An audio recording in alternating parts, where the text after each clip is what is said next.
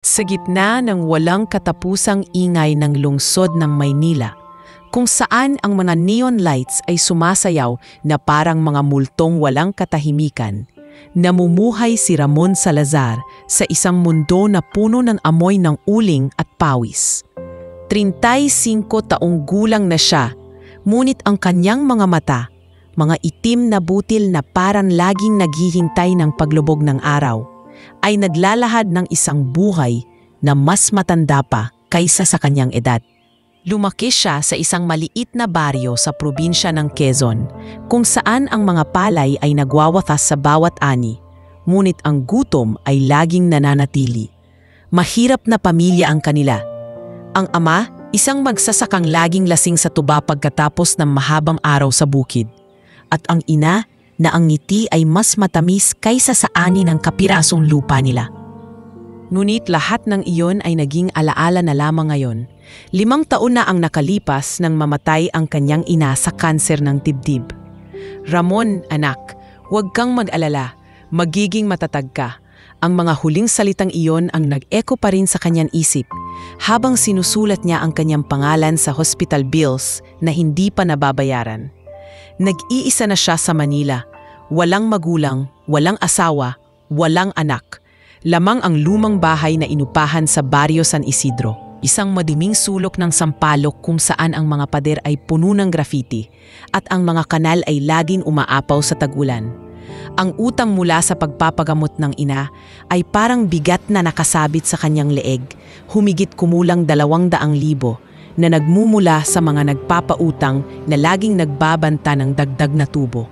Bayad mo na, Ramon, o kukunin namin yang sikad mo, ang madalas na paalala ng mga kolektor na nagpapakita tuwing buwan ng Hunyo, ang pinakamainit na panahon na nagpapahirap sa kanyang trabaho. Araw-araw, o mas tamang sabihing gabi-gabi, nagbebenta si Ramon ng palut sa mga kalye ng Quiapo. Mula hating gabi, kapag ang mga opisina ay matagal nang nagsara, at ang mga estudyante ay naglalakad na pauwi, inilalabas niya ang kanyang lumang sikad, isang pulang kariton na may basyo na sa gulong, at basket na laging basa sa singaw ng mga itlog na piniprito. Balot, pater, mainit pa, sariwa! Ang kanyang tinig na paulit-ulit na sigaw na nag-e-echo sa gitna ng traffic at usok ng mga jeep. Umaasa lamang siya sa mga 25 pesos na kita bawat dosena, na hindi sapat para sa kanyang kinakain, lalo na sa mga araw na walang customer dahil sa pandemya o bagyo. Ngunit hindi siya nag-iisa sa labang iyon. May si Tommy Reyes, ang kanyang matandang kaibigang 62 taong gulang, isang dating mekaniko sa isang maliit na shop sa Divisoria na nawalan ng trabaho dahil sa edad. Nakatira si Tommy sa isang maduming apartment sa tabi ng tirahan ni Ramon. Isang kwarto na walang bintana at puno ng mga spare parts na hindi na gumagana. Isang gabi, habang nag-aayos si Tommy ng isang basag na gulong sa sikad ni Ramon sa harap ng kanilang bahay, nagsimulang mag-usap sila tulad ng dati. "Oy Ramon, bakit hindi ka pa rin sumusuko? 5 taon ka na dyan, parang walang bukas," sabi ni Tommy habang pinupunasan ang kanyang mga kamay sa lumang rag. Ang kanyang mukha na puno ng guhitan mula sa mga taon ng pagbubuhat ng mabibigat na makina. Ngumiti si Ramon, ngunit ang ngiti ay hindi umabot sa kanyang mga mata. Ano naman ang gagawin ko, Tommy?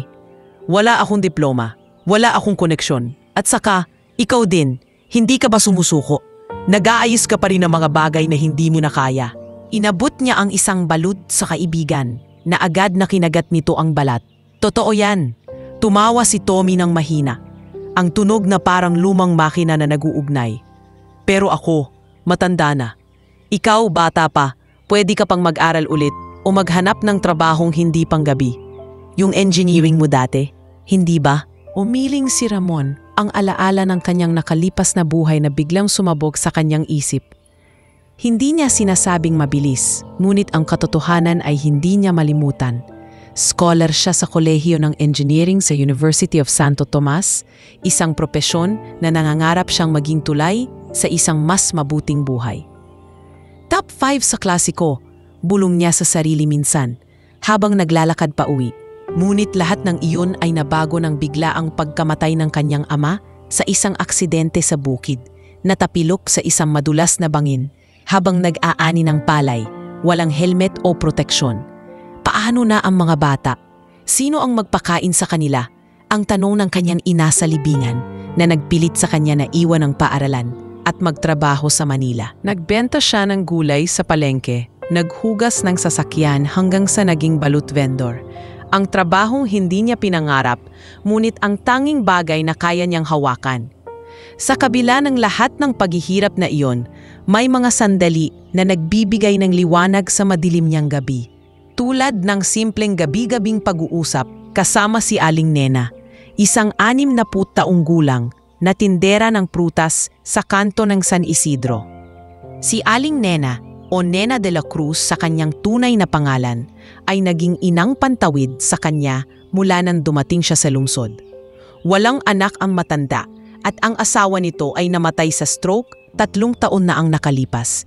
Kaya ang kanyang pindahan ng saging at mangga ay naging parang tahanan para sa mga tulad ni Ramon. Isang gabi, pagkatapos ng mahabang shift, tumigil si Ramon sa harap ng kanyang tindahan. "Aling Nena, meron pa bang matitirang mangga? Gutom na ako," sabi niya, ang kanyang boses na pagod ngunit may bahid ng pag-asa. Mumiti si Aling Nena, ang kanyang mukha na puno ng guhitan, ngunit ang mga mata ay mainit na parang sikat ng araw sa Quezon. "Abay, oo naman anak, kunin mo yung pinakamalaking 2. Libre yan para hindi ka magutom. Bakit, mababang benta mo ulit?" Inabot niya ang mga bunga na may hawak na plastic na bag na laging handa. "Salamat po, Aling Nena.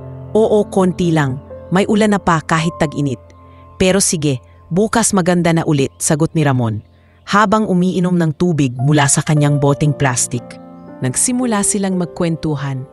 Tulad ng dati, siya tungkol sa mga customer na laging nagrereklamo sa presyo. At siya tungkol sa kanyang mga alaala sa probinsya. "Alam mo, Ramon, parang ikaw ang anak ko na hindi ko naging. Huwag kang bibitaw. May Diyos pa rin at darating ang araw na mababago ang lahat." Habang naglalakan siya pauwi sa madilim na eskinita ng Barrio San Isidro, ang mga ilaw ng mga bahay na iilan lamang ang nag-aapoy, naririnig ni Ramon ang awit ng kanyang yumaong ina sa kanyang isip. Bahay kubo, ang puno'y saging at saging, ang malambot na tinig na iyon na laging inaawit sa kanila tuwing gabi sa probinsya, nagbibigay sa kanya ng lakas upang magpatuloy. Ngunit sa loob-loob niya, sa gitna ng amoy ng basura at ingay ng mga asong nag-aaway, nangangarap siya ng isang buhay na hindi lamang pang-araw-araw na pakikipaglaban sa gutom.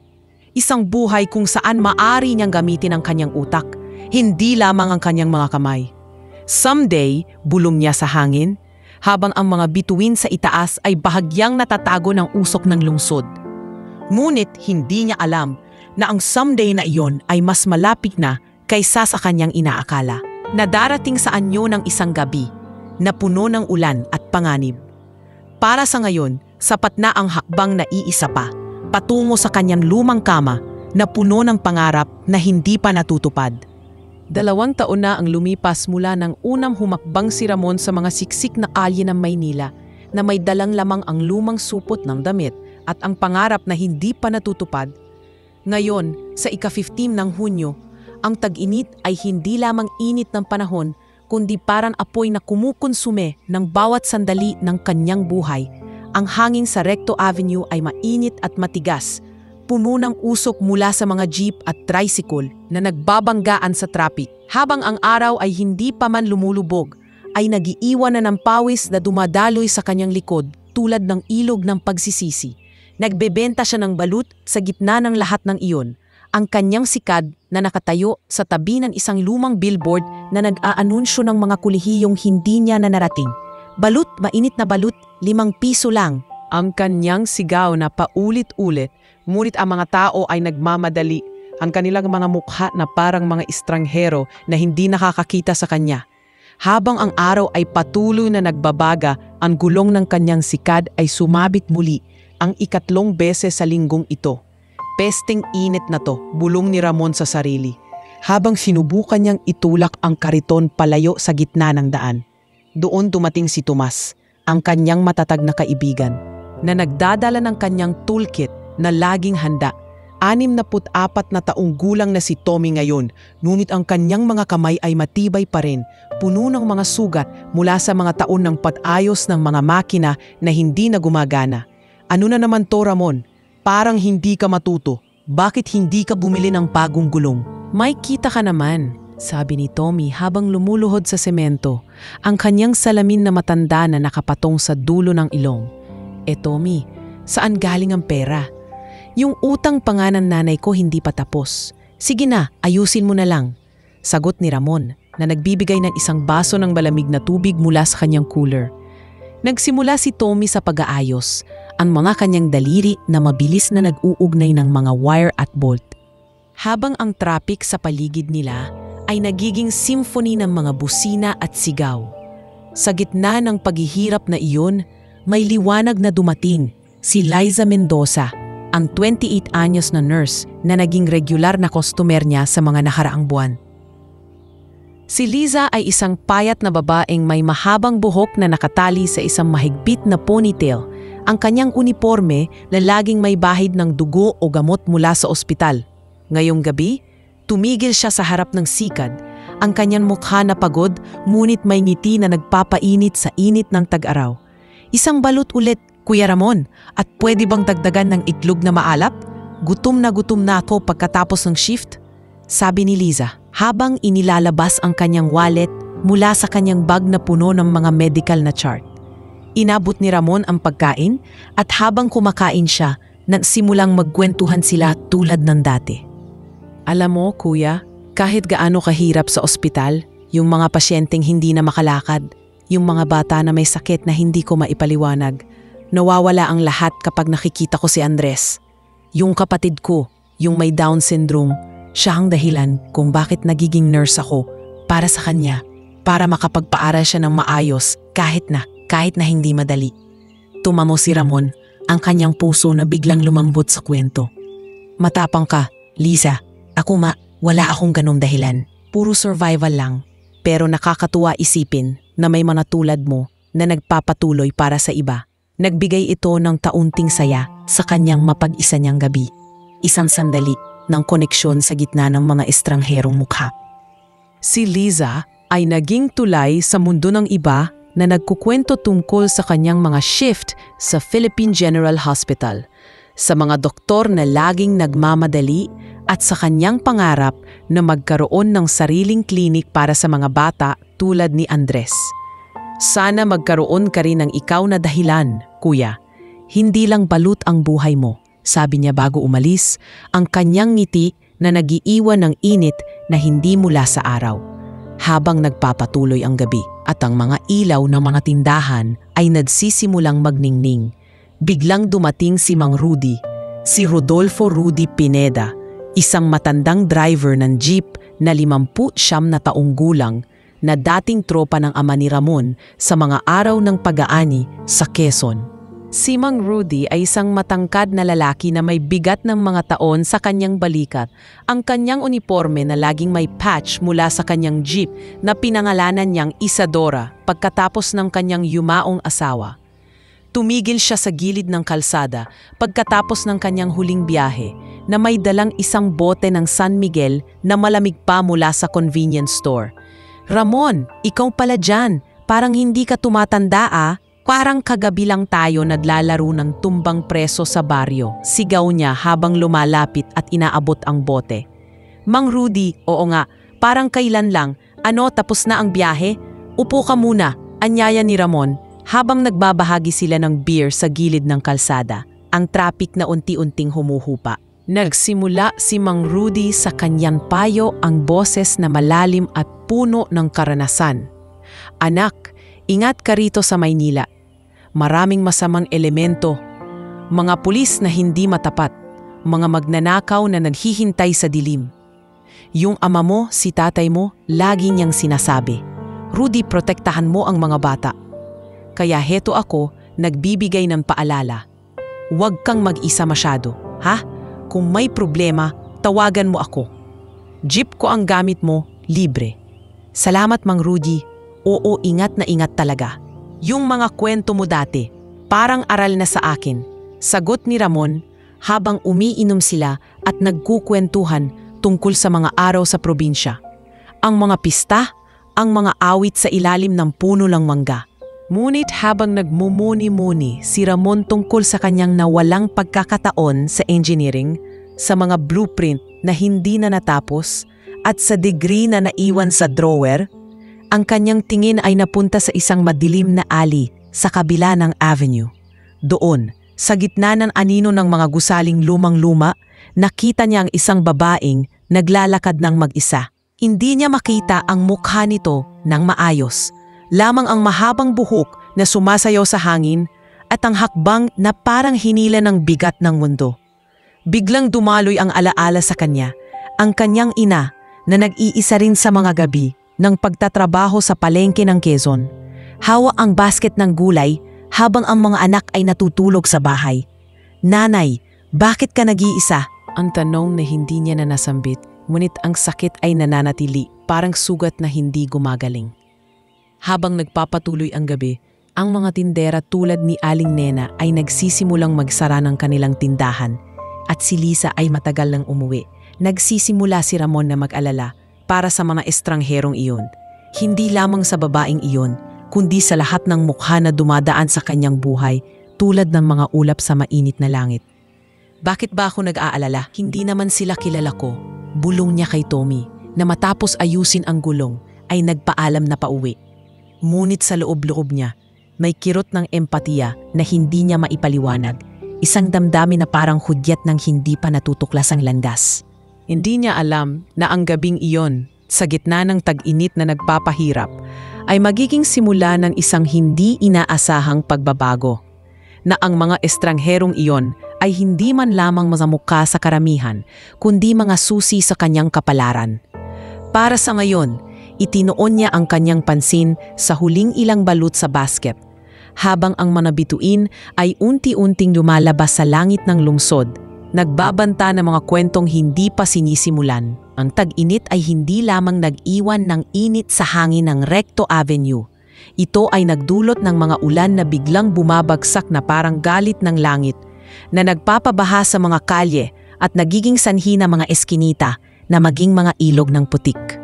Sa ika-20 ng Agosto ng taong iyon, pagkatapos ng isang matinding ulan na nag-ugat sa mga bubong ng mga lumang gusali sa Binondo, ang gabi ay naging mas madilim kaysa sa karaniwan.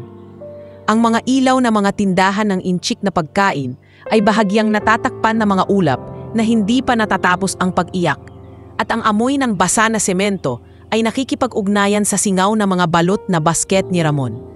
37 taong gulang na siya ngayon, ngunit ang mga taon ay hindi nagbago ng kanyang routine. Hating gabi pa rin ang kanyang oras ng trabaho, ang kanyang sikat ang kanyang kasama, at ang mga alaala ng nakalipas na mga gabi tulad ng iyon sa bahagi 2, kung saan ang babaeng nag-isa sa ali ay nanatiling nakabaon sa kanyang isip tulad ng isang hindi natapos na awit. Habang naglalakad siya pauwi mula sa kanyang shift, ang kanyang mga paa ay sumisid sa mga basang sisiw.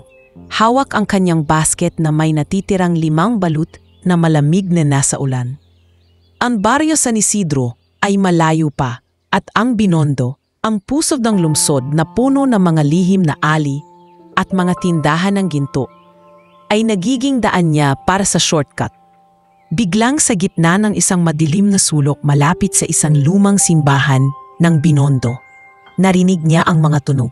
Isang mahinang hikbi na halo sa tunog ng mga hakbang na mabilis at mabigat.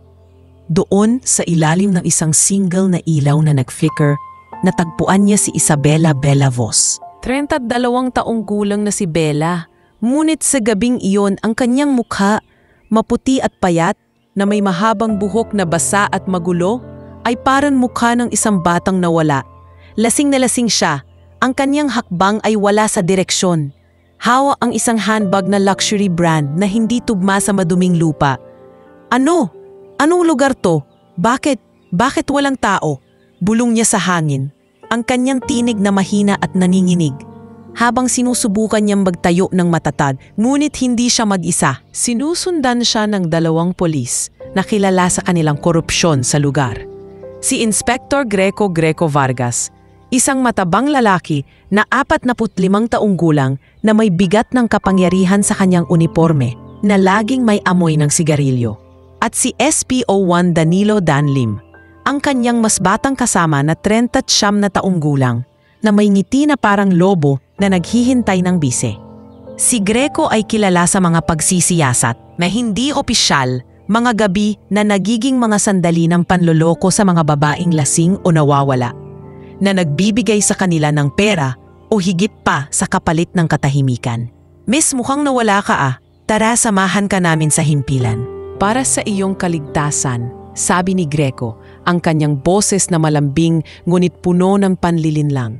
Habang lumalapit sila, ang kanilang mga hawak na flashlight na nag-iilaw sa mukha ni Bella tulad ng mga mata ng mga hayop sa dilim. Natigilan si Ramon sa gilid ng pader, ang kanyang puso na biglang tumibok ng malakas. Takot ang unang damdamin. Takot na hindi niya pa naranasan mula nang mamatay ang kanyang ina. Takot na maaaring magdala ng gabi na ito ng higit na problema kaysa sa kanyang utang.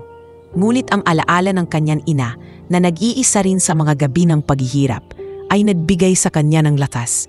Sa kabila ng takot, hinila niya si Bella palayo mula sa mga pulis, ang kanyang mga kamay na matibay mula sa mga taon ng pagbubuhat ng basket ng balut na puno ng singaw at bigat. Miss, halika na. Hindi sila matutulungan mo. Umuwi ka na. Bulong niya sa kanya, ang kanyang braso na nakapalibot sa kanyang baywang habang sinubukan niyang hilahin siya patungo sa mas maliwanag na kalye. Ano ba to? Sino ta? Bitiwan mo siya. Sigaw ni Dan. Habang lumalapit sila ng mabilis, ang kanilang mga kamay na hawak ang mga baton na handang gumalaw. Walang karapatan kayo. Siya ang kaibigan ko. Laseng lang siya. Hindi krimen yan, sagot ni Ramon. Ang kanyang tinig na matatag kahit na ang kanyang tuhod ay nanginginig. Nagbabalita ang mga pulis ng pagsisiyasat. Ngunit alam niya mula sa mga kwento ni Mang Rudy na iyon ay plano nila para sa kanilang masamang layunin. Isang gabi ng panloloko sa isang babaeng walang depensa na maaaring maging simula ng isang mas malaking sindikato ng korupsyon sa mga madilim na sulok ng Binondo. Hinila niya si Bella na mas malakas. Ang kanyang lakas na hindi lamang mula sa trabaho kundi mula sa mga taon ng pagtitiis. Mga taon na nagpapatibay ng kanyang mga kalamnan tulad ng mga ugat ng puno sa gitna ng bagyo.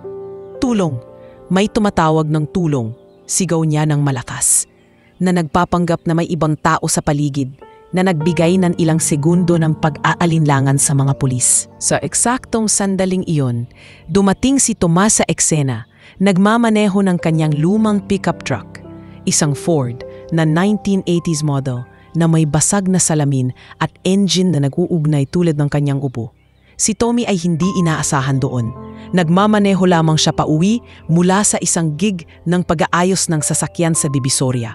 Ngunit ang tunog ng sigaw ay nagdala sa kanya tulad ng isang hudyat. Ramon, ano yung gulo? Sigaw niya mula sa bintana habang nag-on ng headlights na nag-iilaw sa mga muka ng mga pulis. Hindi nag-aksaya ng oras si Tommy.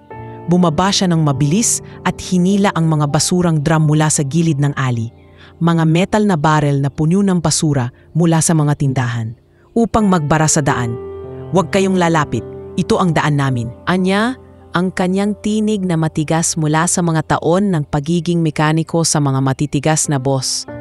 Ang mga drum ay nag-uga ng tunog na malakas na nagbigay ng oras para tumakas sila. Si Ramon ay nagbuhat kay Bella patungong truck, ang kanyang katawan na basa sa ulan at pawis, habang si Tommy ay nagmamaneho palayo sa bilis na hindi niya pa naranasan sa loob ng maraming taon. Patungong safe house ni Aling Nena sa baryo San Isidro, ang maliit na bahay na may hardin ng mga halaman na medisinal, at nagmaneho si Tommy sa mga basang kalye. Ang mga pulis na sinusundan sila sa kanilang patrol car, ngunit hindi makadaan sa mga drum at traffic. Anong nangyari? Bakit ka sumabak? Ramon, baka mabaril ka niyan. Anong ni Tommy? Ang kanyang mga kamay na mahigpit sa manibela habang ang ulan ay patuloy na bumubuhos sa windshield. Hindi ko alam, Tommy, pero hindi ko matiis. Parang sinanay ko siya. Sagot ni Ramon habang inilalagay si Bella sa backseat. ang kanyang ulo na nakapatong sa kanyang kandungan. Habang nag-aalaga kay Bella na unti-unting nagigising mula sa pagkahilo, ang kanyang mga mata na nagbubukas ng dahan-dahan, puno ng kaguluhan at takot. Ikinuwento ni Ramon ang kanyang sariling kwento ng pagkawala ng pamilya. Ako rin, nawala ang mga magulang ko. Ina ko sa kanser, tatay ko sa aksidente. Nag-iisa na ako, pero hindi ko hinayaan na mag-iisa rin ang iba. Ang mga salita ay dumaloy ng dahan-dahan sa gitna ng gabi na puno ng tunog ng wiper at ulan na nagdudulot ng koneksyon sa pagitan nila. Dalawang estrangherong biglang naging mga tagapagtaguyod ng isa't isa. Si Bella ay sumubsob sa kanyang balikat, ang kanyang hikbi na mahina ngunit totoong-totoo. Salamat, hindi ko alam kung anong nangyayari. Ang stress sa trabaho, nawala ako sa sarili ko. Sa oras na iyon, nagtawag si Lisa ng tulong mula sa ospital. Ang kanyang kaibigang nurse na nag-text kay Ramon. Pagkatapos niyang makakuha ng signal, "Kuya, ipapadala ko ang doktor. Huwag kayong mag-alala, check up muna." Sabi niya sa phone, ang kanyang tinig na kalmado, ngunit puno ng pag-aalala. Habang nag-aayos ng isang mobile team mula sa PGH, dumating sila sa safe house ni Aling Nena, kung saan ang matanda ay naghihintay na may mainit na tsaa at tuwalya. "Anak, anong nangyari? Parang pelikulang horror yan," tanong ni Aling Nena, habang inaayos ang kama para kay Bella. Sa pag-alis ng mga pulis na galit, si Greco at Dan na nagiiwan ng mga banta sa hangin na nangangako ng paghihiganti sa susunod na pagkikita. Sinabi ni Ramon kay Bella habang ang unang liwanag ng umaga ay sumisilip sa bintana. Hindi lahat ng madilim na gabi ay walang bituin. Ang mga salita ay simple, ngunit sa gabing iyon, nagiging unang hakbang sa kanyang hindi sinasadyang pagiging bayani. Ang simula ng isang kwento na magbabago ng lahat, hindi lamang para sa kanya, kundi para sa mga taong hindi niya inaasahan na darating sa kanyang buhay. Si Bella ay tumango, ang kanyang kamay na mahigpit na nakahawak sa kanya, habang ang ulan sa labas ay unti-unting tumitigil. Nag-iwan na mga pudpud na lupa at mga pangako ng bagong simula. Kinabukasan, sa ika-20 ng Agosto, ang umaga ay nagbigay ng isang bihis na sariwang hangin pagkatapos ng ulan ng nakaraang gabi, na naghuhugas ng mga kalye ng Binondo at nag-iwan ng mga tudpud na dahon sa mga gutter ng Quiapo. Ang araw ay sumisikat ng maaga, nag-iilaw sa mga tindahan na nagbubukas pa lamang, at ang amoy ng kape at pandesal ay naghahalo sa hangin na puno ng pag-asa ng bagong simula. Si Ramon ay nasa kanyang sikad na nakatayo sa kanto ng Recto Avenue. Ang kanyang basket ng balut na sariwa pa mula sa supplier sa Divisoria, ngunit ang kanyang isip ay hindi sa trabaho. Nasa gabing iyon pa rin sa mukha ni Bella na puno ng takot at sa mga banta ng mga pulis na nag-echo pa rin sa kanyang tenga. Ano kaya ang nangyari sa kanya? Nakauwi ba siya ng maayos? Bulong niya sa sarili habang nag-aayos ng mga itlog sa kanyang steamer. Ang kanyang mga kamay na matibay ngunit may bahid ng pag-aalala mula sa hindi inaasahang gabi. Biglang, sa gitna ng unang agila ng mga commuter, lumapit si Bella o Isabella Vos, tulad ng pag-amin niya sa safe house ni Aling Nena bago umalis sa madaling araw. Hindi na siya ang lasing na babae sa madilim na alley. Ngayon, ang kanyang buhok ay maayos na nakabandeado. Ang kanyang damit ay isang simpleng puting blusa at slacks na nagpapakita ng kanyang profesional na anyo. At sa kanyang kamay ay may basket ng prutas, mga sariwang mangga at saging mula sa tindahan ni Aling Nena na dala bilang pasasalamat. Ang basket ay may ribbon na nakatali, parang regalo sa isang tunay na bayani. "Ramon, Kuya Ramon, tama ba?" tanong niya, ang kanyang tinig na kalmado ngunit may bahid ng kahihiyang hindi niya maipaliwanag. Habang tumitigil sa harap ng sikad, ang kanyang mga mata, mga berde na may halong kayumanggi na nagmumula sa kanyang European roots, ay puno ng utang na loob, ngunit may liwanag na hindi naroon sa nakaraang gabi. Nagulat si Ramon, ang kanyang mga mata na lumalaki habang inilalagay ang steamer. "Miss Bella? Ikaw pala. Akala ko hindi ka na babalik. Kumusta ka? Okay ka na ba?" Sagot niya, ang kanyang ngiti na bahagyang nanginginig mula sa gulat at kaluwagan. Inabot niya ang basket. Ngunit si Bella ang unang umabante, inilalagay ito sa gilid ng sikad. Salamat sa mga prutas. Galing kay Aling Nena. Sinabi niya sa akin na ikaw ang dahilan kung bakit ako nakauwi ng buhay kagabi. Pero gusto kong magpasalamat ng maayos at ikuwento ang totoo. Nagsimula siyang magkwento habang naglalakad sila patungo sa isang maliit na bench sa tabi ng simbahan ng Quiapo. Ang mga tao sa paligid na hindi nakapansin sa kanilang lihim na pag-uusap. Inamin niya na siya ay isang CEO ng Vostech, isang tech company na nagfo-focus sa sustainable energy. Mga solar panels para sa mga baryo na walang kuryente, wind turbines para sa mga isla, at mga app na nagmo-monitor ng carbon footprint. Nasaan ka sa Manila para sa isang confidential meeting sa isang investor mula sa Singapore. Pero nagkagulo, ang stress, Ramon, ang daming pressure, mga board member na gustong bilisan ang expansion, mga competitor na nagpapahamak. Nawalan ako ng kontrol. Nag-inom ako ng mag-isa sa isang bar sa Binondo. At eto na, hindi ko inaasahan na magiging ganoon. Nagulat si Ramon nang marinig yon. Ang kanyang mundo na biglang lumawak mula sa kanyang maliit na sikad, patungo sa isang imperyo ng mga numero at blueprint na hindi niya nahawak sa loob ng 10 taon. CEO? Talaga? Akala ko ordinaryang turista ka lang. Yung mga prutas parang hindi tugma sa isang danon. Tumawa siya ng mahina, ngunit ang kanyang tingin ay puno ng paghanga at hindi makapaniwala. Ako nga, balot vendor lang. Hindi ko alam na ang lasing na babae na iniligtas ko ay may kumpanya na nagbabago ng mundo. Ngumiti si Bella, ngunit ang ngiti ay may lungkot na hindi niya maikubli. Ikinuwento niya ang kanyang backstory. Iniangkan siya sa isang pamilya ng negosyante sa Europe. Ang Vos ay isang apelido mula sa Amsterdam, kung saan ang kanyang lolo ay nagtayo ng unang solar farm sa Netherlands noong 80s. Lumipat sila sa Pilipinas noong siya'y bata pa upang mag-expand, ngunit ang yaman ay hindi nagbigay ng saya. Nawalan ako ng pananampalataya sa mga relasyon matapos ang pagtataksil ng ex-fiancé ko, si Victor Hale.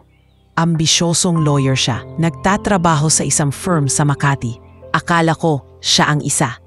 Pero ginamit niya ako para sa pera, para sa koneksyon. Iniwan niya ako sa altar, literal.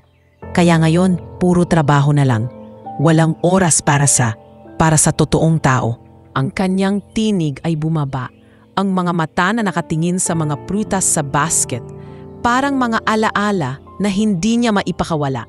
Sa gitna ng pagkukwento, inanyayahan niya si Ramon na maging consultant para sa isang proyekto ng community outreach ng kanyang kumpanya, ang Liwat ng Baryo, isang programa na nag-i-install ng solar lights sa mga mahihirap na lugar tulad ng Baryo San Isidro. Ramon, ikaw ang may alam sa mga ganitong lugar. Yung engineering mo, sinabi mo kagabi, scholar ka dati, gamitin mo ulit. Pagkatapos ng 10 taon, bakit hindi? Makakatulong ka sa Vostech at makakatulong din sa mga tulad mo. Ang alok ay parang susi na nagbubukas ng isang pintuan na matagal nang sarado. Nagbibigay sa kanya ng pagkakataon na hawakan muli ang mga blueprint, ang mga kalkulasyon ng circuit at efficiency na hindi niya na nakalimutan. Bagkus ay natabunan lamang ng utang at gabi-gabi ng pagbebenta. Habang nag-uusap sila, dumating si Mang Rudy sa kanyang jeep na Isadora, ang engine na nag-uugnay tulad ng kanyang pagdating na hindi inaasahan. Si Rudy ay may dalang isang supot ng bibingka mula sa kanyang favorite na tindahan na nakita ang kanilang pag-uusap mula sa kalsada. Ramon, sino yung magandang dalaga? Parang hindi ka naman customer mo, biro niya, habang lumalapit at umiinom ng kape mula sa isang thermos. Inanyayahan niya ang kanilang pag-uusap at agad na nagbigay ng suporta sa kwento ni Bella tungkol sa mga pulis. Alam nyo, noong 90s, ako rin nahuli ng mga katulad nila. Si Greco, yung ama niya pa ang kasama ko noon. Naglalaro ng sugal sa likod ng himpilan. Korupsyon talaga, ha? Nagbayad ako ng 5,000 para makalaya kahit wala akong ginawang masama. Kaya ingat kayo. Pero kung kailangan nyo ng witness, ako, handa. Ang kwento ni Mang Rudy, puno ng detalye tungkol sa mga gabi ng anloloko sa mga driver tulad niya. Sa mga pulis na nagpapanggap na tagapagtanggol ng batas, ay nagiging dahilan upang magdesisyon si Bella na magsampa ng reklamo laban kina Greco at Dan. Hindi na to basta pagtakas. May legal team ako sa Vostek. Mga abogado na handa sa mga ganitong kaso. Ipapakita natin na hindi sila makakalusot. Salamat Mang Rudy, yung kwento mo. Ito ang ebidensya na kailangan ko. Tinawagan niya ang kanyang assistant sa phone, ang kanyang tinig na matatag na nagdidikta ng mga hakbang. Prepare the affidavit. Include witness statements from Ramon and this gentleman here. Priority 1. Sa unang pagkikita nila na walang panganib, walang ulan, walang habang, walang mga anino na mga pulis, nagsimulang magbago ang tingin ni Ramon sa kanyang buhay. Ang sikad na dati ay kanyang buong mundo ay ngayon ay parang hagdan patungo sa isang bagong yugto. At ang pag-asa na hindi na siya mag-iisa sa kanyang laban ay dumadaloy sa kanyang ugat tulad ng sariwang dugo. Bella, hindi ko alam kung kaya ko. 10 taon na akong ganito. Pero susubukan ko. Para sa'yo, para sa mga tulad natin, sabay-sabay nilang kinain ang mga prutas mula sa basket. Ang mga mangga na matamis at sariwa. Habang si Mang Rudy ay nagbibiro tungkol sa mga araw ng 90s. At si Liza, na dumating ng biglaan mula sa ospital para mag-check up kay Bella, ay nagdadagdag ng tawa sa kanilang grupo. Kuya Ramon, parang fairy tale to. Balut vendor at CEO? Perfect match, biro ni Liza. Ang kanyang ngiti na nagbibigay ng karagdagang liwanag.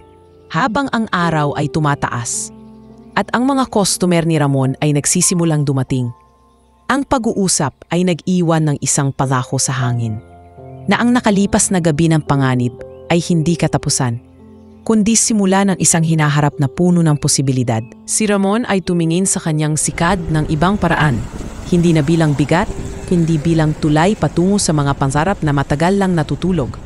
At si Bella, sa kanyang tabi, ay nakakita ng isang lalaking hindi lamang tagapagligtas, kundi isang katuwang sa laban na hindi niya inaasahan. Ang Quiapo ay patuloy na gumagalaw sa paligid nila, ngunit para sa unang beses, ang kanilang mundo ay magkasama na, handa sa mga hakbang na susunod. 1 taon na ang lumipas mula sa gabing iyon sa Binondo, at ang buhay ni Ramon ay hindi na ang pareho.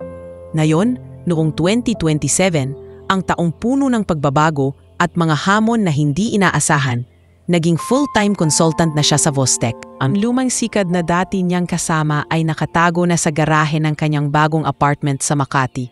Hindi na kailangan dahil ang kanyang sweldo ay hindi lamang sapat kundi sagana. 200,000 na ang utang ng kanyang ina na matagal nang naghihintay ng hustisya ay nabayaran na sa loob lamang ng 6 na buwan na nag-iwan sa kanya ng kaliwagan na parang unang hininga pagkatapos ng matagal na pagkalunod. Ramon, anak kong buhay ka pa rin, siguro ikaw ang pinakamaligaya sa lahat. Bulong niya sa larawan ng kanyang ina sa kanyang bagong desk, habang ang mga blueprint ng solar panels ay nakabuka sa harap niya. Ngunit ang tagumpay na iyon ay hindi para sa kanya lamang. Ang pera ay nagbigay din ng bahay para kay Tomas, isang simpleng bungalow sa Quezon City na may garahe para sa kanyang mga tool, na ngayon ay naging head mechanic ng fleet ng kumpanya. Si Tommy, na 65 taong gulang na, ay hindi na ang matandang lalaki na nag-aayos ng sikad sa gilid ng kalsada. Ngayon, siya ang namamahala sa mga van at truck na nagde-deliver ng mga solar kit sa mga baryo. Ramon, hindi ko akalain na magkakaroon pa ako ng ganito. Yung mga kamay ko, puno ng lanis pa rin, pero hindi na para sa gutom, sabi ni Tommy sa kanilang unang dinner sa bagong bahay habang naghahain ng adobo na niluto ni Aling Nena. Salamat pare, para sa akin, ikaw ang tunay na CEO. Sa gitna ng mga pagbabago na iyon, nakilala ni Bella ang pamilya ni Ramon. Ang kanyang bunsong kapatid na si Lena Cruz, isang 25 taong gulang na guro na nagbabalik mula sa probinsya ng Quezon pagkatapos ng 1 taon ng pagtuturo sa isang maliit na paaralan doon. Si Lena ay isang payat na babaeng may mahabang buhok na laging nakalugay. ang kanyang mga mata na puno ng pag-asa at kaunting pagod mula sa mga araw ng pagbabasa ng mga libro sa ilalim ng mahinang ilaw. Dumating siya sa Manila para sa isang family reunion na inorganisa ni Ramon sa kanyang bagong apartment, kung saan ang amoy ng sinigang at ang tunog ng mga tawa ay naghari. Ate Bella, salamat sa pagtulong kay Kuya. Dati, lagi siyang tumatawag na Lena, magkano pa ang bilihin? Ngayon, nagpapadala na siya ng pera para sa paaralan ko, sabi ni Lena habang yakap-yakap si Bella. Ang kanilang pag-uusap na puno ng mga kwento tungkol sa mga bata sa baryo at ang mga pangarap na hindi natupad. Nagiging masaya ang bagong buhay na iyon, mga weekend na magkasama sa Luneta, mga kwentuhan sa coffee shop na hindi na sa kanto ng Quiapo. Ngunit hindi walang ulap. Nagkakaroon ng away sa pagitan ni Ramon at ng kanyang dating kaibigan na si Carl Santos, isang vendor na 42 taong gulang na dati ring nagbebenta ng taho sa tabi ng sikad ni Ramon. Si Carl ay isang maikliang lalaki na may malaking ngiti at mas malaking inggit ngayon na nananatili pa rin sa mga kalye ng Sampaloc habang ang mundo ni Ramon ay lumalaki. Isang gabi, habang naglalakad si Ramon pauwi mula sa opisina, naharang siya ni Carl sa isang tindahan ng beer. Ramon, dating ka pa rin sa amin? Ngayon, CEO na raw? Yung Vostek mo? Akala mo ba hindi ko alam na dating balut vendor ka pa? Yung mga tulad natin, hindi para sa mga luxury car? Sigaw ni Carl, ang kanyang tinig na puno ng sama ng loob, ang kanyang mga kamay na nanginginig mula sa alak at frustrasyon. Carl, hindi yan ang laban natin. Pwede kitang tulungan, may job opening sa Vostek para sa community outreach. Sugod ni Ramon. Ngunit ang mga salita ay hindi umabot. Tulong? Galing sa pera ng mayamang babae? Huwag mo na kong kaawaan. Ang away ay nag-iwan ng sugat, hindi pisikal ngunit emosyonal, na nagpapaalala kay Ramon na ang tagumpay ay minsan ay nag-iiwan ng mga taong natira sa likod. Sa trabaho, ang mga hamon ay mas malala pa. Nahaharap si Ramon sa kontrabidang si Victor Hale, na ngayon ay partner ng isang rival company na Energy Forge, isang firm na nagfo-focus sa fossil fuels at gustong sirain ang reputasyon ng Vostek upang mapigilan ang kanilang green initiatives. Si Victor, 38 taong gulang na, may perpektong buhok at suit na nagkakahalaga ng isang buwanang sweldo ni Ramon, ay gumagawa ng mga iskandalo, mga fake news sa social media tungkol sa mga scam solar panels ng Vostek, at ang pinakamasahol, ang pagbubunyag ng nakalipas na insidente sa Binondo. Alam niyo ba na ang consultant niyo, si Ramon Salazar, ay isang balut vendor na nahuli sa isang gulo sa pulisya? At ang CEO niyo, nabubugbog pa raw? Ito ang inyong sustainable partners? Ang artikulo na naglabas sa isang tabloid na binili ng Energy Forge na nagdudulot ng mga tanong mula sa board at mga investor. Victor, bakit mo ginagawa to? Para sa pera o para sa akin pa rin? Tanong ni Bella sa isang confrontation sa isang conference sa Ortigas. Ang kanyang tinig na matatag, ngunit puno ng sakit mula sa pagtataksil ng nakaraan. Para sa negosyo, Bella. At saka, deserve mo yan. Yung pag-iwan ko, best decision ko. Hindi ka para sa totoong mundo. Sagot ni Victor, ang kanyang ngiti na malamig, tulad ng kanyang mga plano. Si Ramon ay nakatayo sa tabi. Ang kanyang kamao na nakakuyom, ngunit pinili niyang maging matatag. Nagsimula siyang magtrabaho ng doble, na nagde-design ng mas matibay na panels na hindi madaling sirain ng mga sabotahe. Sa gitna ng lahat ng pressure na iyon, tumutuling si Lisa, na ngayon ay head nurse sa isang klinik na pinondohan ng Vostek sa baryo San Isidro.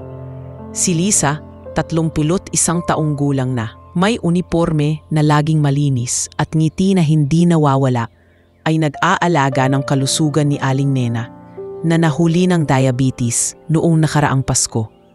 Aling Nena, iwasan muna natin ang matatamis. Yung blood sugar mo, 180 pa rin.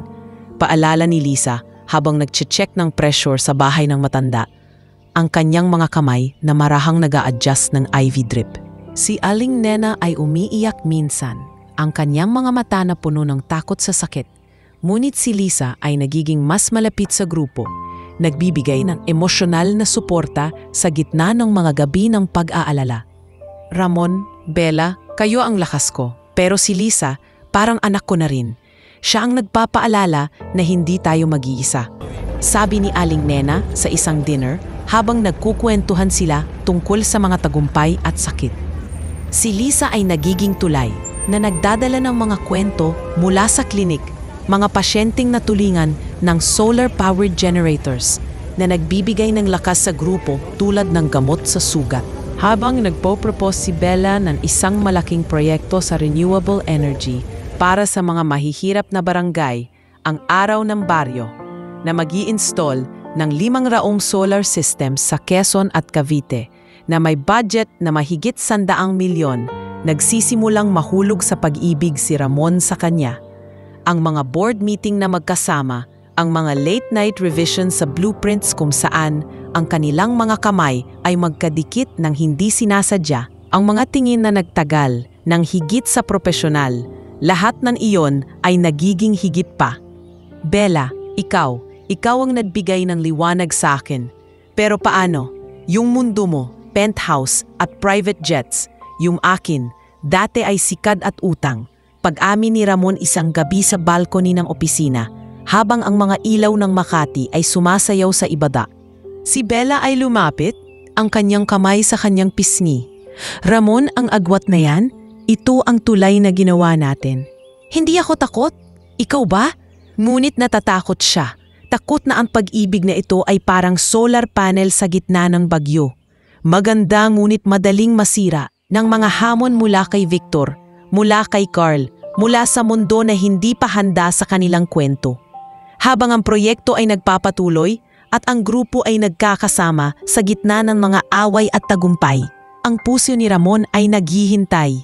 Hindi sigurado kung lulutang o lulubog, ngunit handa na sa anumang darating. Ang 2027 ay hindi lamang taon ng bagong simula. Ito ang taon ng mga hamon na nagpapatibay ng mga ugnayan, na naghahanda sa kanila para sa mga pagsubok na mas malaki pa. 5 taon na ang lumipas mula nang unang magkakilala sina Ramon at Bella sa madilim na gabi ng Binondo. At ang taong 2030 ay nagdadala ng mga ulap na mas madilim kaysa sa anumang ulan na naranasan nila. Ang Vostek ay hindi na ang maliit na startup na dati. Ngayon, ito ay isang giant sa renewable energy na may headquarters sa Bonifacio Global City na puno ng mga engineer at mga panel na nagliliwanag tulad ng mga bituin sa gabi. Ngunit sa ilalim ng mga tagumpay na iyon, mga proyektong nagbigay ng kuryente sa libu-libong baryo, mga award sa international conferences ay naglalaho ang isang anino ng nakaraan. Nahaharap ang kumpanya sa isang malaking eskandalo. Si Inspektor Greco Vargas at si SPO1 Danilo Lim, ang mga dating pulis na inaresto noong 2026 dahil sa insidente ni Bella, ay hindi na sa kulungan. Nakalaya sila sa pamamagitan ng mga koneksyon at ngayon ay miyembro ng isang sindikato na nagteteror sa mga negosyo sa Metro Manila. Mga grupo ng mga dating pulis na korap na nagpapaputok ng mga sasakyan at nagbabanta ng mga CEO upang makapagbayad ng protection money.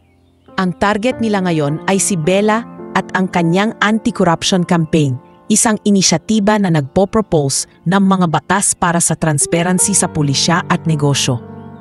Stop the campaign, Voss, o kukunin namin ang lahat mula sa mga solar farm mo hanggang sa buhay ng mga mahal mo.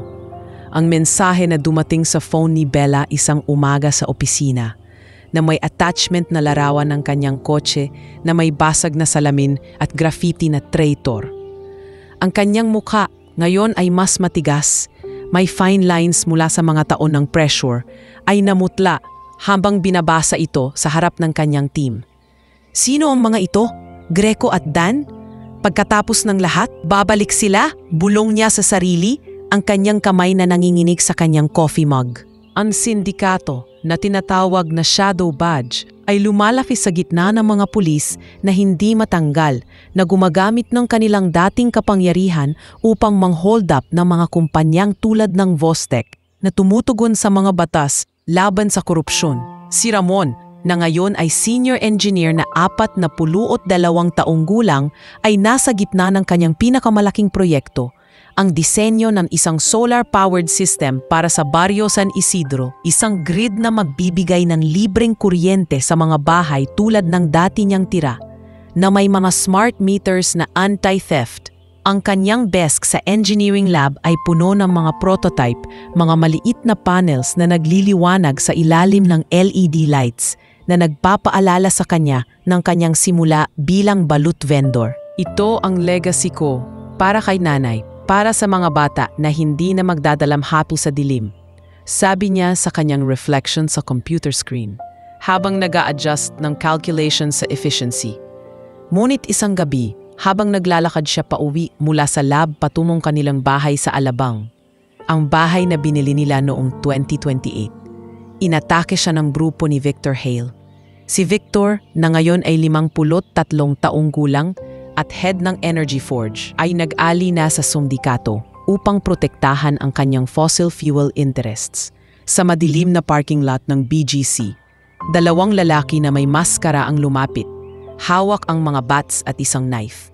Salamat sa pagtulong kay Bella Salazar. Ngayon, itigil mo ang green sheet mo o susunod hindi ka na maglalakad. Sigaw ng isa habang hinampas siya sa braso at tiyan na nagdudulot ng malalim na sugat na nagdugo sa kanyang shirt. Na matapos ang atake sa ilalim ng ilaw ng street lamp, si Ramon ay nakahiga sa semento, ang kanyang paningin na bluryo mula sa pagkahilo at dugo. Bella, protektahan ko kayo. Bulong niya habang tinatawag ang ambulansya sa kanyang phone. Ang kanyang isip na puno ng pagdududa sa kanyang kakayahang protektahan ang mga mahal sa buhay. Si Bella, ang Vostek, ang pamilya na binuo niya mula sa wala. Sa ospital, habang nagtastitch si Liza, na ngayon ay Chief Medical Officer ng Vostek Clinics, ng kanyang sugat, ang kanyang mga mata ay puno ng luha na hindi niya maipakita. Kuya, bakit hindi ka nagpaalam? Pwede kitang i-escort, hindi ka Superman. Paalala ni Liza, ang kanyang tinig na puno ng pag-aalala habang nagbabahagi sila ng mga alaala ng kanilang unang pagkikita sa rekto. Sa gitna ng krisis na iyon, dumating si Mang Rudy na ngayon ay retirado na sa pagmamaneho ng jeep, ngunit aktibo pa rin sa mga komunidad. 54 taong gulang na siya, ngunit ang kanyang mga koneksyon ay hindi nawala. May ugnayan siya sa isang dating pulis na matapat na si Kapitan Emilio Emil Torres, isang 60 taong gulang na opisyal ng National Bureau of Investigation na kilala sa kanyang integridad sa mga anti-corruption ops. Si Mang Rudy ay dumating sa ospital na may dalang isang envelope ng mga dokumento, mga larawan ng mga pulong ng sindikato, mga audio recordings mula sa mga informers. Ramon, anak, hindi ka mag-iisa. Si Kapitan Emil, tropa ko pa noong academy. Siya ang nag-imbestiga sa akin dati, pero naging kaibigan. Ito ang ebidensya laban sa Shadow Badge. Mga transaksyon ni Greco at Dan sa Energy Forge ni Victor. Ito ang turning point. Ipapasa ko sa NBI ngayon din. Sabay-sabay nilang tinawagan si Kapitan Emil, na dumating sa ospital na may uniforme na perpekto at mukha na matigas, ngunit may init sa mga mata. Salamat sa impormasyon, Rudy. Ito ang kailangan namin para sa raid. Vos, Salazar, hindi kayo magiging target pa, pero kailangan nyo ng proteksyon, sabi ni Emil, habang nagpoplan ng mga hakbang na magiging simula ng isang malaking investigasyon na nagdudulot ng pag-asa sa gitna ng dilim. Habang lumalala ang tensyon, mga tawag na hindi sinasagot mula sa sindikato, mga sabotahe sa mga solar sites, nag-confess si Lena ng kanyang sariling problema sa isang family meeting sa bahay ni Aling Nena, na ngayon ay nakatira sa isang assisted living na pinondohan ng Vostek. 20 taong gulang na si Lena, ang kanyang tiyan ay bahagyang lumaki sa ilalim ng kanyang loose blouse, habang ang kanyang mga mata ay puno ng takot at ahihiya. Kuya, Ate Bella, buntis ako. Hindi sa asawa ko, sa isang guro sa paaralan ko sa Quezon. Iniwan niya ako nang malaman. Paano na? Yung bata, hindi ko alam kung kaya ko. Ang kanyang tinig ay nanginginig. Ang mga luha na dumadaloy habang yakap-yakap siya ni Aling Nena. Anak, lahat tayo may problema. Pero magkakasama tayo, sabi nung matanda habang si Ramon ay lumapit at hinawakan ang kamay niya. Lena, ikaw ang bunso ko, hindi ka mag-iisa. Tutulungan kita, lahat tayo. Ang confession na iyon ay nagiging dahilan upang magkaisa ang pamilya na nagdudulot ng mga gabing puno ng pag-uusap at plano. Si Liza ay nag-aayos ng prenatal care. Si Bella ay nag-o-offer ng legal aid para sa custody. Kahit si Thomas na 70 taong gulang na at may arthritis sa mga kamay, ay nagiging bodyguard ng grupo. Dinala niya ang kanyang lumang shotgun mula sa garahe na nagbabantay sa mga pintuan ng bahay. Ako na ang matanda, pero hindi ako voluntaryo. Yung mga batang yan, proteksyonan ko. Sabi niya kay Ramon, ang kanyang tinig na matigas tulad ng mga bolta na inaayos niya dati. Habang lumalala ang tensyon, ang NBI na nagpo-prepare ng raid, ang Energy Forge na nagfo-file ng mga kaso laban sa Vostek. Nagdedesisyon si Bella na mag-propose kay Ramon sa harap ng kanyang board sa isang emergency meeting sa headquarters. Ang kanyang damit ay isang simpleng red dress na nagpapaalala ng unang gabi nila at sa kanyang bulsa ay ang isang singsing na may embedded solar chip, simbolo ng kanilang pag-ibig na sustainable. Mga board members, sa gitna ng lahat ng ito, mga banta, mga sugat, mga pagdududa. Nagsisimula akong makita ang tunay na liwanag. Ramon, ikaw ang nagsabi na hindi lahat ng madilim ay walang bituin. At ikaw ang aking bituin. Huwag mong hayaang maghiwalay ang mundo natin. Magpakasal ka sa akin. Ang kanyang tanong, ang kanyang tuhod na nakaluhod sa harap ng mesa habang ang mga board members ay nagpalakpakan sa gulat at saya. Si Ramon, na may bandage pa sa braso, ay tumayo, ang kanyang mga mata na puno ng luha. Bella, sa bawat pagsubok na ito, ikaw ang dahilan kung bakit lumalaban ako. Oo sa'yo, sa atin. Ang yakap nila ay nagiging simbolo ng kanilang pagmamahal na lumalaban sa lahat ng pagsubok. Mga sindikato, mga exes, mga sugat, na nagbibigay ng lakas sa grupo habang ang NBI ay nagpo-prepare ng kanilang susunod na galaw. Ang 2030 ay hindi lamang taon ng krisis. Ito ang taon ng pagkakaisa na naghahanda sa kanila para sa climax na darating, kung saan ang liwanag ay mananaig sa dilim. 2 taon pa ang lumipas mula sa mga madilim na araw ng 2030 at ang taong 2032 ay nagdulot ng isang climax na matagal nang hinintay. Ang isang liwanag na hindi na maaaring patayin ng anumang anino ng nakaraan. Sa gitna ng mga ulap ng tag-araw sa Metro Manila na nagbabadya ng bagyo ngunit nagiiwan ng mga lakas na hindi inaasahan, isang malaking raid ang ginawa laban sa sindikato ni Greco. Ang shadow badge na lumaki sa mga sulok ng lungsod tulad ng mga ugat ng masamang damo. Pinangunahan ito ni Kapitan Emilio Emil Torres na ngayon ay general na sa National Bureau of Investigation. Ang kanyang uniforme na perpekto at mukha na puno ng determinasyon mula sa mga taon ng paglaban sa korupsyon. Sa madaling araw ng ika-15 ng Hunyo, eksaktong petsa ng unang pagkikita nila ni Ramon sa Recto Avenue, 7 taon na ang nakalipas. Ang mga SWAT teams ay sumalakay sa isang abandoned warehouse sa Valenzuela, kung saan ang mga miyembro ng sindikato ay nagpoplan ng kanilang susunod na atake sa Vostek. Go, go, go! Walang lalabas na buhay na hindi sumusuko, sigaw ni General Emil sa kanyang radyo. Habang ang mga sirena ay sumasabay sa tunog ng mga pintuang basag at mga sigaw ng mga nahuli. Si Greco Vargas, na ngayon ay 52 taong gulang at mataba pa rin, ngunit may mukha na puno ng galit at takot, ay nahuli sa kanyang opisina sa loob ng warehouse. Hawak ang isang ledger ng mga protection payments. Hindi kayo makakalusot. May koneksyon ako sa itaas. Sigaw niya habang binabakuran ng mga pulis. Ngunit ang kanyang mga mata ay lumaki nang makita ang ebidensya na dala ni Emil. Mga dokumento mula kay Mang Rudy at mga recordings mula sa mga insider. Sa tabi niya, si Danilo Dan Lim ay sumuko ng walang laban. Ang kanyang dating ngiting lalim ang nagiging mukha ng pagdurusa habang inilalagay ang mga handcuffs.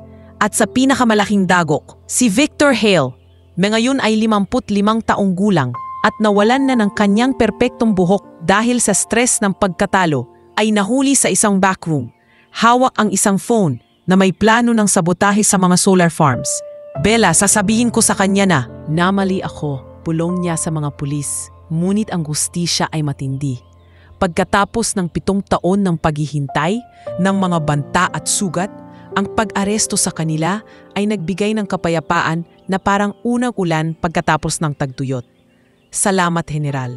Para sa lahat, sabi ni Ramon sa phone, na nanonood ng live feed mula sa opisina ng Vostek. Ang kanyang puso na puno ng kaluwagan habang yakap-yakap si Bella sa tabi niya.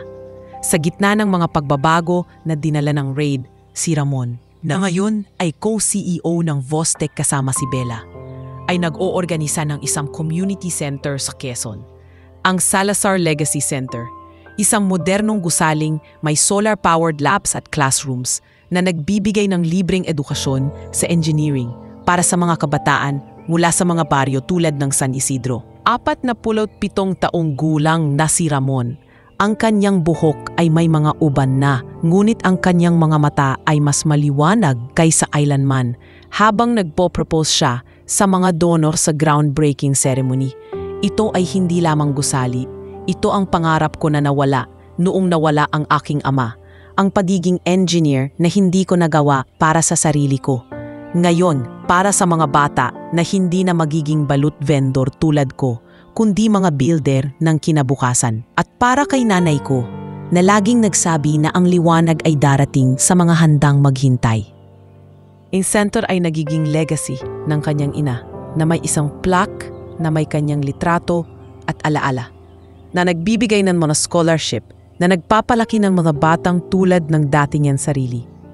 Mga scholar na nagde-design ng mga mini wind turbines at nag-aaral ng circuits sa ilalim ng mga LED lights na hindi na mamamatay sa gabi.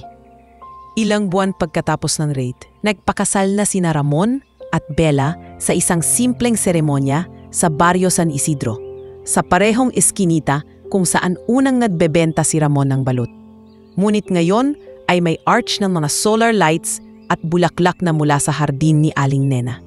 Ang simbahan ng lugar ay puno ng mga taong hindi na estranghero. Si Tomas, na 72 taong gulang at gumagamit na ng cane, ngunit may ngiting walang pagod, ay nagbigay ng reading mula sa Biblia habang ang kanyang mga mata ay puno ng luha.